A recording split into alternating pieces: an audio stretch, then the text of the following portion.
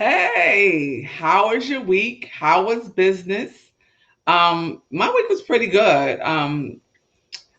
Very productive. Not a lot out of the ordinary, but had some good conversations with some good entrepreneurs. But one interesting thing happened that I experienced this week is I was in a Facebook group that I participate in on a regular basis. It's a group of accountants, CPAs, enrolled agents, tax prep people, and we kind of help each other out. If somebody's stuck, you can post a question. People will tell you the best way to handle it. But this week, a little beef broke out where people, or one person was a little offended who was a bookkeeper. They call themselves a bookkeeper. The title is bookkeeper. They were a little offended that some of CPAs were taking certain positions on a certain matter, and their response was that a CPA is not required to do bookkeeping, and that that bookkeepers do the real work and the blah blah blah, and some accountants are not worth their salt. It really got a little rough in the group, but it prompted me to this week to make my Business Savvy Sundays about bookkeeping versus accounting. What's the difference? My take on it is that all businesses need three financial activities to function. They need bookkeeping, they need accounting, and they need tax preparation. If and tax planning, but let's just say tax preparation to keep it simple. And it's not an either or; they're kind of joined at the hip. And I'll explain. I'll get into it a little bit. So the what? Bookkeeping is a function, and is bookkeeping is the recording of financial transactions and is a part of the accounting process. So that was my confusion in that conversation, is that it is not a separate thing. It's a part of the accounting process. So when you're doing bookkeeping, you're actually recording the transaction, the income, the revenue. You're actually making sure that the expense is in the right category. So you make sure that payroll is laid out with the FICA and the withholdings are correct, and whatever is coming out of the check and the person is paid correctly. Bookkeeping is that activity, and it's a part of the accounting process. So we're all family, basically. So the accounting is the measurement, process, and communication of financial information. And I would add to that that accountants actually also design processes to make sure that all of that information is being captured correctly and accurately. So it's not necessarily a combat thing. So I hope you're understanding that. So the professional that might be working on your business, doing the financial stuff, they might be working in your business, or you hire them outside. They might call themselves an accountant, or they might call themselves a bookkeeper, but the functions, they may cross the lanes. So now let's talk about the people. We talked about the what, bookkeeping and accounting. Let's talk about the who. So what is a bookkeeper? A bookkeeper is a professional who serves in the function of that classification of transactions. So generally speaking, because I told you that they can kind of cross lanes. So bookkeepers can do bookkeeping, and they also may go into the accounting realm as well. They might be giving you feedback on your financials. So it depends on how savvy or how experienced that bookkeeper are. Or do they just keep their head down and do the transactions, or are they giving you feedback? So, but they may call themselves a bookkeeper. So then the next question is, what is an accountant? An accountant, usually the distinguishment is that an accountant usually holds a degree in accounting. It's actually a college major. That was my college major, my undergraduate degree. And they've been trained so that in their education, it covers more than small business. So we cover economics, we cover business formation, we cover tax, you go through a lot of tax for federal, state, local, sales tax, real estate. The accounting profession covers a lot.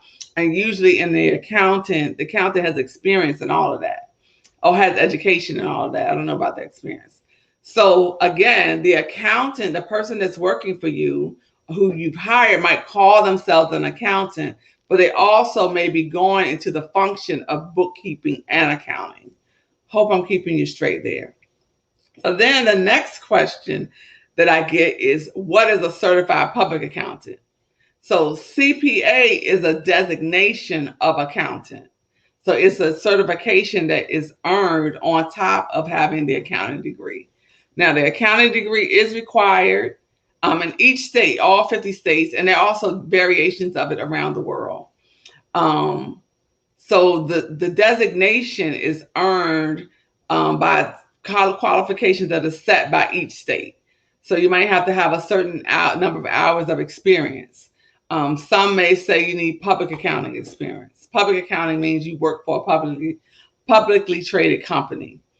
You also need to have education, but all of CPAs have to sit for an exam, which is called the Certified Public Accounting Exam, to test your knowledge. And it is hard. I'm just telling you.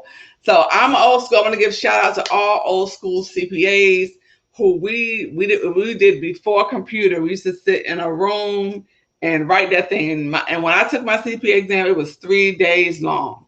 So it's testing everything within the accounting industry, making sure you can handle different types of transactions, making sure you understand the different types of entities and organization, how to account from the business side, how to account from the governmental side. It's grueling.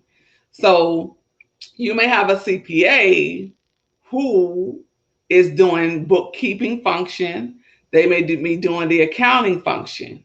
And they also might be doing the tax preparation function. So let's keep the function straight, and the people will make it easier, I think. So let's talk about the last function, the what? Tax preparation. So tax preparation, in most businesses, you probably only think about income tax, but the tax preparation function covers all tax. It covers your sales tax if you do resale type, your real estate tax if you own property, personal property tax if it's business equipment or you have a vehicle that you use in your business. It covers all things tax. So you might have a tax preparer who has a niche that only does income tax, but tax covers a lot of things. The tax arena covers a lot of things. So backing up again, that tax professional may also do bookkeeping. They also may do the function of bookkeeping. They may also do the function of accounting, and they may also do the function of tax preparation, no matter what they call themselves. So that's why it's important not just to go off a person's title, but when you're hiring an accountant, ask them what do they do. Most time we choose it because of what we like. Tax does not scratch my itch. It does not get me out of bed in the morning. So that is not my main function. So for me, what I love to do is the accounting. I love to make sure your books and records are clean, organized, make sure that systems are in place to capture complete and accurate information, to make the bookkeeping easier, and also to make the tax preparation more accurate. That's my sweet spot. So I want to talk a little bit more about tax preparation, the who. This is where things can get sticky. So tax professional, it's very important that you know who your tax professional is and what their designation is. Again, I talked about tax preparation covers a lot of stuff, but in particular here, I want to talk about income tax preparation, specifically federal income tax preparation for your federal IRS return. So only 3 groups of people can sign your return and can fully represent you before the IRS. That's an enrolled agent, a CPA, or an attorney. Now I'm going to pause for a moment because you might have somebody preparing your taxes that's none of that. So the value and an easy return, if you just have straight income expense, it's not a whole lot of transactions, no buying and selling stock. You might be able to have somebody prepare your taxes who doesn't know, who's skilled, who can do that, because it's straightforward. The issue comes when trouble comes. And you need someone who can sign your return, who is authorized to sign your return as a preparer. And if things go left, they can go with you before the IRS and represent. They can speak on your behalf actually and stand behind the return that they have prepared. So sometimes, so in my prior life, I used to work for a state tax agency, and I worked in the criminal investigation unit. So I got to see all of the crazy tax scams. And so, but how you avoid that, and the tax preparer really usually is not burned as bad. Their business might be closed down, but the individual taxpayer, so you as the business owner are the one who's paying for that. So I know it might be easy, I know it might be cheaper, or they might guarantee certain results and you don't really worry about that they're signing it for you. But I would make sure that those people are authorized to represent you before the IRS and trained. That means they also have the preparation, the training and preparation.